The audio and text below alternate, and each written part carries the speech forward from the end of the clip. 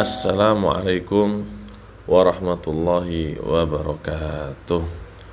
Karyawan CJI yang dirahmati oleh Allah Subhanahu wa Ta'ala, semoga Allah Subhanahu wa Ta'ala menjadikan kita orang-orang yang ahli zikir, orang-orang yang tidak terlupakan oleh dunia, tidak terlupakan oleh jabatan dan tahta untuk berzikir kepada Allah Subhanahu wa Ta'ala.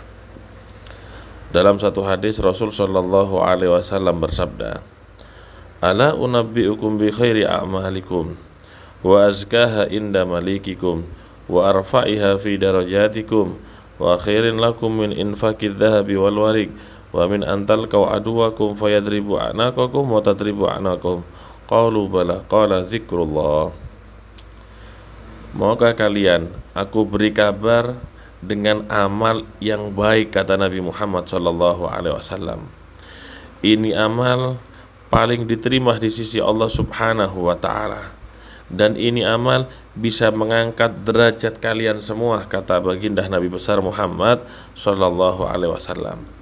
Jika kamu mengerjakan ini, maka lebih baik daripada kamu menginfakkan atau mensedekahkan emas ataupun perak di jalan Allah.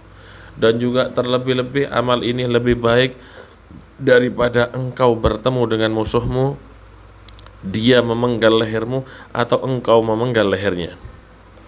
Sahabat kemudian berkata, "Iya Nabi, amal apa itu Nabi? Besar sekali pahalanya wahai Nabi." Rasul sallallahu alaihi wasallam jawab, "Zikrullah." Itu adalah zikir kepada Allah Subhanahu wa Ta'ala. Sehingga Rasul sallallahu alaihi wasallam juga membedakan antara orang yang berzikir dan tidak berzikir. Orang yang berzikir itu, kata baginda Nabi, perbedaannya seperti orang yang hidup dan orang yang mati. Jadi orang yang berzikir dan tidak berzikir ibaratnya itu seperti orang hidup dan orang mati. Dan juga perbedaannya seperti pohon yang daunnya hijau dengan pohon yang daunnya kering. Seperti dalam hadis, "Matsalul ladzi yadhkurullaha wal ladzi la yadhkuru matsalul hayy wal mayyit." Perumpamaan orang yang berzikir dan tidak berzikir seperti orang hidup dan mati. "Wa matsalu sajaratil khadra baina sajaril yabis." Dan perbedaannya seperti pohon yang daunnya hijau dengan pohon yang kering.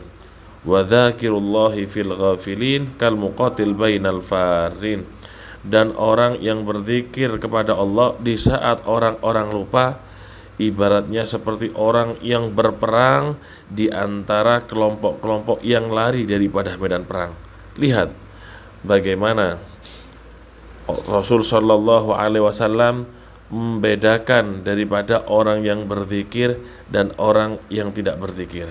Namun ketika seseorang itu berzikir, ada adab, ada aturan yang harus dijalankan oleh seorang hamba sehingga hatinya bercahaya, sehingga hatinya lapang dengan zikir tersebut.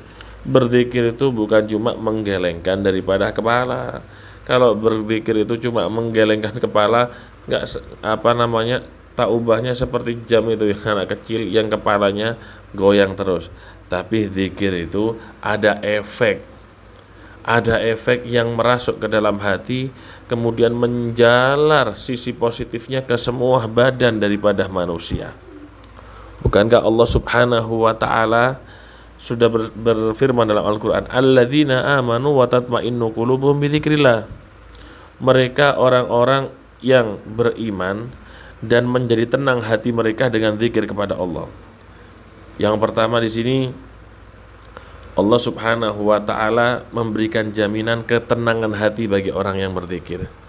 Makanya para ulama itu bingung kalau masih ada orang yang hatinya sumpek, yang hatinya gundah, padahal orang-orang yang berzikir sudah dijamin mereka ini tidak sumpek dan tidak gundah. Alladzina amanu wa tatma'innu qulubuhum bidzikrillah, ala bidzikrillahi tatma'innul qulub. Tidakkah dengan berzikir menyebut nama Allah hati menjadi tenang, kata Allah Subhanahu wa Ta'ala. Semenjak seseorang itu berzikir, semenjak seseorang itu ingat kepada Allah Subhanahu wa Ta'ala, tidak ada kesumpekan dalam hatinya, tidak ada kegundahan dalam hatinya. utamanya sholawat kepada baginda Nabi besar Muhammad Sallallahu Alaihi Wasallam, yang membuat hati-hati daripada kita semuanya dingin rasanya dan tentram. Oleh karenanya, jangan sampai kita lupa berzikir kepada Allah Subhanahu wa Ta'ala. Jangan sampai lisan kita tidak pernah berzikir, tidak pernah sholawat, istighfar, dan yang lainnya. Mudah-mudahan semua ibadah kita di bulan puasa diterima oleh Allah Subhanahu wa Ta'ala. Amin, Allahumma amin.